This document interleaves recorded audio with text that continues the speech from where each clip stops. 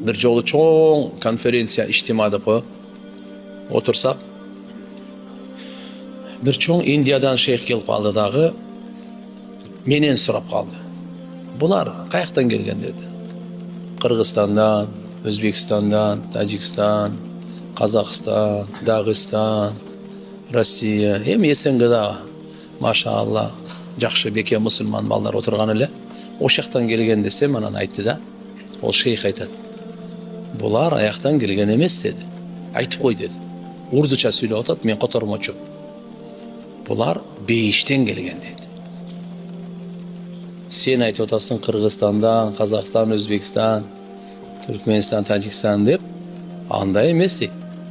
Булар бейиштен келген. Айт деди, айттым. Биз бейиштен келдик, капырлардын бейишине дейт. Ушул капырларды өзүбүздүн бейишибизге алып кетиш үчүн келгенбиз дейт. Бирок проблема каерден жаралды? Биз келип капырлардын бейишин талашкандан жаралды дейт. Бул дүйнөнү айтып атат. Жыйынтыкта өзүбүздүн бейишибиз дагы под вопрос болуп калды дейт. Барабызбы, барбайбызбы? Болбосо мыналарды алып кеткенге келгенбиз дейт.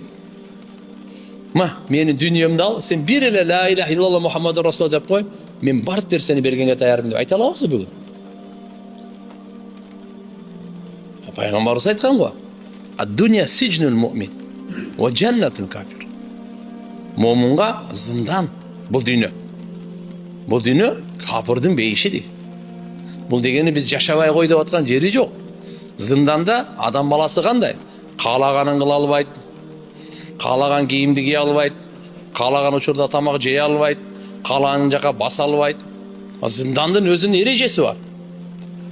Мынандай кийим кийесиң, мынаны сүйлөйсүң, мына жерде жатасың, мында турасың, мына тамак жейсиң. Момундагы бу дүйнөдө каалагандай жүрө албайт. Алла айткандай, одан чектен чыга албай жүрөт. Бирөөнү уурдай албайсың, бирөөнү алдай албайсың.